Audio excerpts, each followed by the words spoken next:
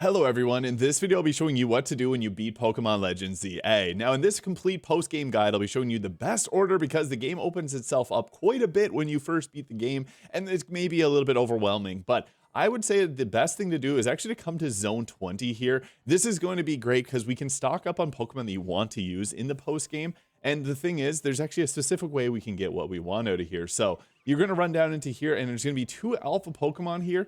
And you can decide if you want to catch them or not. You're going to find things like the Eevee evolutions. You'll also find Pokemon like alpha versions of the pseudo legendaries and many other things that you may want to add to your team, like this Goomy here or a Garchomp. Now, if you don't get what you want, just leave and you're just going to teleport right back into this zone. And this is going to refresh all the Pokemon that are here in the alpha slots.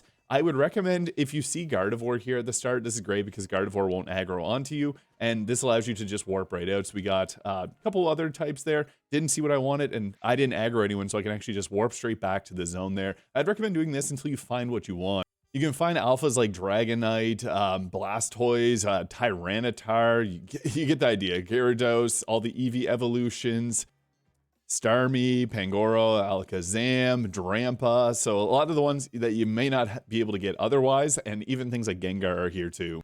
And the reason that we want to get alphas is at the top right hand side, they're already going to come with their health EV perfectly maxed out, and this just means that we have to focus on raising either their special attack or their attack. Those are the 2 stats I would actually recommend in this game. It's not really worth it to invest in defense in a game that's fast paced like this, so all these are going to have their health EVs maxed. And if you want to easily max them out as well for their attack sets, we got to go to Quasartico here. Now, getting a max team is important because this allows us to have a lot more luck when we're in the post game. There's an item here that we're allowed to buy now that we beat the game, but I'd actually recommend one thing. Every time that you teleport here, you're actually going to want to go right down into there. You can see the crystal there in that section. There's a battle zone here, unfortunately.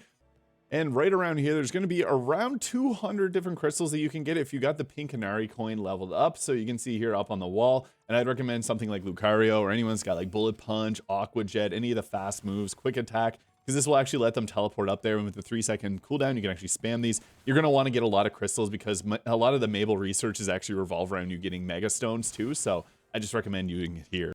And I also have a Mega Crystal farming guide. I'll link this in the description and in the comments as well, as there's a lot of really great ways, and you need to do this. So once you got enough, we're going to return back and speak with the lady on the right here. You can also get a lot of XP because you can get experience candy large now that we beat the game, but we want to get these items. And I would recommend actually getting the Power Bracer and the Power Lens. The lens is for special attack, bracers for attack. And you can also get power weight. If you got any type of shinies that you want to use, you can actually get these. And we can actually reset their EVs so that we can raise them up really quickly. And it only takes about 10 to 15 minutes. I will be releasing a video on how to EV train your Pokemon tomorrow, so you can stay tuned for that.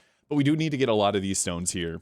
Now, if you want to reset your Pokemon's EVs, let's say your starter that has terrible EVs, or like, for example, I have this Gardevoir that I was trying to get a Gibble in the early game and I ended up maxing on my attack stack because all the Pokemon there have attack. We just have to go to the Rust Syndicate office here, go in their front doors, and just over to this lady here, and you can actually reset their base points. And yeah, I'd highly recommend doing this because it's annoying to have to. It only takes 5 Mega Crystals, but it'll clear out all their EVs, especially if you have a Pokemon with bad EVs versus one with good. And if you haven't already, going back to Hotel Z is important because you can actually get a Lucario here. And for a brief overview of EV training, just quickly, it's actually really easy. If you want to get health EVs, there's one really good location here with EV Zone 12. And I would recommend actually doing this if you got the item that's going to boost up their health EVs. Whenever we come here, we're going to run across. The Gogoats here are going to give you 2 health EVs, as well as Snorunts give you 1 health EV. So just run through here, fight these. They have a 5-minute timer before they'll respawn, so you can go off to somewhere else. But that's going to be the quickest way to get your health EVs trained up right through there. And if you want to level up your EV for attack, as I mentioned, this is how I accidentally got my Gardevoir because I was trying to get myself a Gibble from this area. This one is by far the best. I don't even see people talking about it. The only one we want to avoid is Numel there. He does do a special attack, but Machop will do attack there. And then all these in the ground are going to be drill birds that'll also give you attack EVs. Canner up there can give you attack EV. Gibble will give you an attack EV. So pretty much everything here. Sandile gives attack EVs. So you can go attack everything here except Numel and then just walk back out, refresh. Again, they take 5 minutes to respawn here. So this is for attack. And also Zone 13 at the top of the map here. We're going to ignore the butterflies there, but in this area, there's going to be a bunch of Pinsir, which will give you 2 attack EVs. Weepingbell gives 2 attack EVs as well. Heracross also giving them. And at nighttime, there's going to be Phantumps here, which also give attack EVs. So those are 2 really easy. Attack's the easiest one to EV train. And for training a special attack EV, it's actually a really funny one. This is a scary place, but in Wild Zone 17, there's actually one of the best places to do special attack, especially because you can get this all down really quickly. Try not to aggro the enemies there. I ran over them I didn't mean to, but you don't want to aggro anything till we get to here. And then you're just going to send in, you're going to probably want to dodge roll a lot, but send in your Pokemon to do an Earthquake like Garchomp there, and that'll knock them all out, and that's the easiest way to get your special attack EVs, as these are pretty easy, especially if you got Garchomp, and he's already attack EV trained, because yeah, he just runs in there. You can knock them all out really quickly, so... A few notable ones, if you get a Chandelure here, they have a very high special attack stat. Like, you can get this higher than Xerneas, and this is a level 99 Xerneas versus level 80 Chandelure. Alongside that, we're going to go and get the legendaries, obviously, but I really like the starters too. They're pretty strong, and Garchomp is a good one to grab as well, and Goodra is good because it is quite tanky, so you can put a Rocky helmet on it. Now that we have a really strong team, I'd recommend doing the Infinite ZA, so we just got to go in battle, obviously, like you've been doing throughout the whole game. Although this time you're going to experience different Pokemon, and actually these abilities that you get are much better, and each win that you get is worth 2,500 experience, so that's obviously a lot better.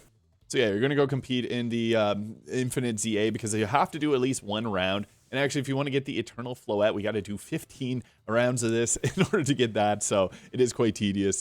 So yeah, I'd recommend just doing this first, because then we're going to go catch ourselves a Xerneas, a Yveltal, and a Zygarde. Now, this is actually very challenging, but once we beat the first Infinite ZA, we're actually going to go back to Quasartico there to speak with the person there. You actually had a very easy fight, so you're going to do the Infinite ZA. It does get more challenging, but right off level 9, really easy stuff. You're going to get a decent item, but then once you get the Champions Chart, we're going to go back to Hotel Z, which we're going to go talk to them. There's a bit of story stuff first. After this, we're going to go talk to Mabel, and then she's going to tell us to go to Zones 3, 5, and 9. There's going to be a Steelix, a Gallade, and a Pangoro that we got to fight. And the nice thing is, we can also add these. They're going to be, again, alphas with their HP EVs fully maxed out. So you're going to go fight these. And then the in Zone 9, we're actually going to run over here and up onto the rooftop, where there's actually a lot of Mawile you can farm if you want to get them, or if you need to catch anything for Mabel, as you do need to get Steel and Fairy types. That's probably one of the types that you do need to catch. But up top, there's going to be the Pangoro. You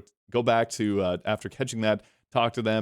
Mabel's going to tell you that you have to go to Zone 11, and it's actually kind of funny because Zone 11, you actually warp in there and run around the bridge here to be able to get to Xerneas. It's a little bit misleading, and then once you come in there, you're just going to go down and interact with the grass, and then you can fight against Xerneas. Don't worry, it's really easy to catch, so just throw a Pokeball at it, and then you can catch it in really whatever Pokeball you want to get. Just fight it with your Pokemon there, and that's going to complete that quest. We then have to go back to Zone 20, speak with them at the cafe. They're going to give us another quest where we have to go back to Quasartico, fight against a Victreebel, a Tyranitar, which is really hard. And these fights are actually a bit more challenging than I've experienced in the past. The Hawlucha one isn't too bad if you got Gardevoir there for sustain, but Tyranitar is tough, and I'd recommend if you're going against the Tyranitar fight to actually bring something fighting type, as he's 4 times weak to it. But the Earthquake attacks that you see right here, whenever this comes out, bring your Pokemon back. Lucario is very frail, so he went down, but you have to roll and get to the opposite end arena, watching out for the sand traps. Once you beat Tyranitar, we're going to go to Gallery de Lune, which is right above Zone 20 here. And once we're up in here, we're actually going to run around the building. It's a bit of a weird way. You're going to climb the scaffolding, go up to the roof, and then you jump across here, and that's where Yveltal is going to be, so we'll catch them. After catching them, we're actually going to go back to Hotel Z, so travel back, and you're going to go with one of the hardest fights. This is a level 80 fight. You can do this at like level 60, 70. I did have Pokemon in the like level 60 here. My house 77 there, so yeah, this fight is very challenging because his are all going to be level 78 to level 80, so you can use items while you're fighting him. I'd highly recommend doing that, as it's going to make this fight a lot easier. And then after that, he does have a Gyarados that's really strong, so I brought out Mega Gardevoir there, as it's strong against it, and got some sustain moves there because it's really tough. Zygarde's then going to appear and tell you, or basically you're going to go to Zone 20 here, and now you can't get any alpha Pokemon from the zone until we beat Zygarde. So that's why I mentioned doing the farming for the best legendary and pseudo legendaries that you want at the start, because whenever we go to fight Zygarde, it's going to be tough. Now you can hide in this section whenever he does that Z attack, so the third phase is really tough. Ice moves he's going to be weak to, but I'd recommend having 2 major Pokemon Gardevoir here because she has sustain moves. You're going to want to heal and use your items often. There's a little cooldown bar at the bottom middle of the screen that tells you when you can use an item again, so constantly be using them because you're going to want to use them.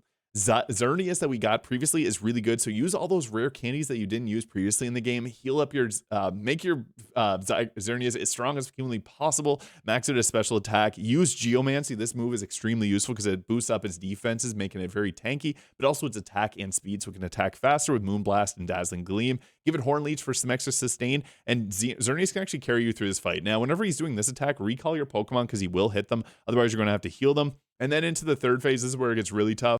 Whenever he does the Z attack, you actually want to run to the small sections that aren't lit up, like you see there, dodge roll towards it. Otherwise, he will delete you and your Pokemon. So recall them for those attacks. And yeah, he does do like a few that are really annoying that hit from a range. Whenever you see those large area of effect ones, though, this is the best time to recall your Pokemon. Just keep chipping away. Xerneas, if you level it up enough, it will be extremely powerful. So again, use all your XP candies. Farm a little bit if you need to, because this is the hardest fight in the game.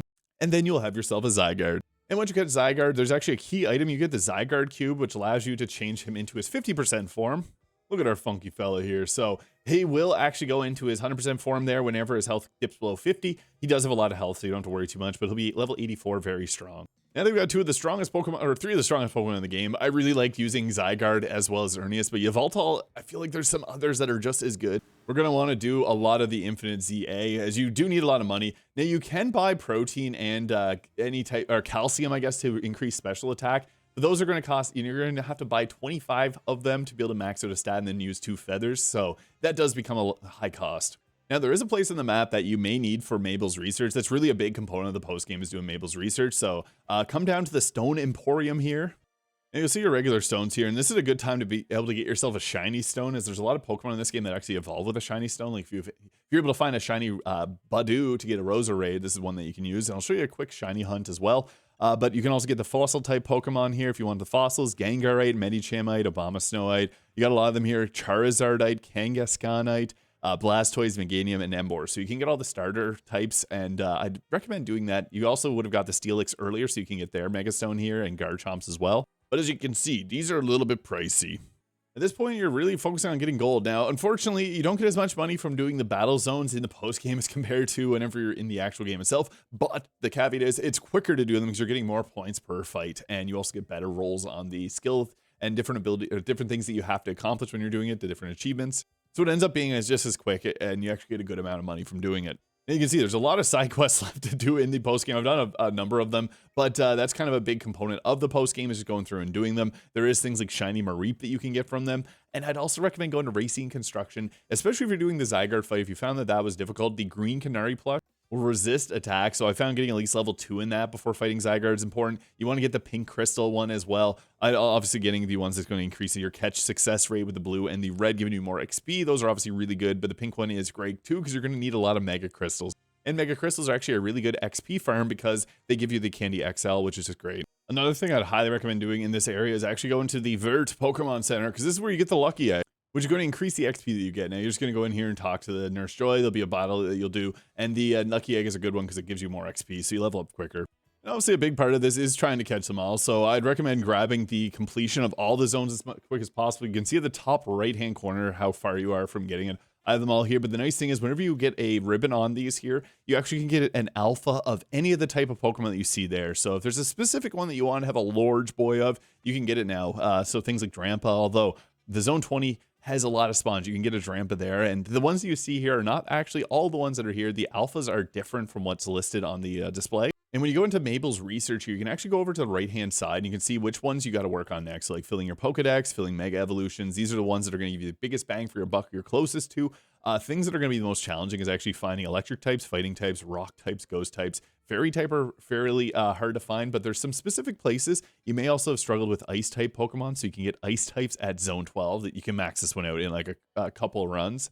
Electric types, you can find Pikachus in this area here, and there's usually 3 of them. There's also the Electrics in Zone 5, and in Zone 7, we have Audino for fairy types, and the Floette, so there's a couple there. And Zone 9 has Mawile, which will give you Steel and Fairy, which are some of the harder ones to find. If you're struggling with Ghost types, just keep swapping over to Nighttime, because there's going to be a lot of places that give you Ghost. So Zone 17 there has the Lampent. Zone 15 has a ton of Ghosts as well. Around the edges, honestly, has a lot. These have Phantump, so it'll give you Grass and Ghost. And then other than that, it's the Infinite ZA Royale. So just keep doing this. You're going to keep getting more prize money. The more you do this, the further you get. And that's how you get the Eternal Floette and the Mega there. So you want to do that.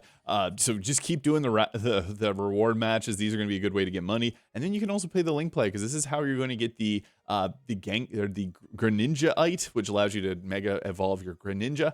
Now, for ranked battles, I'd highly recommend having a bulky water type. So Feraligatr is a good choice. Slowbro is a good one. And then having something like a heavy hitter like a Chandelure here, Garchomp. You can even use Dragonite, although anything with a double weakness is just begging to get taken out. So like the double weakness to ice for both the flying Dragonite and Garchomp is a bit of a thing that you watch out for.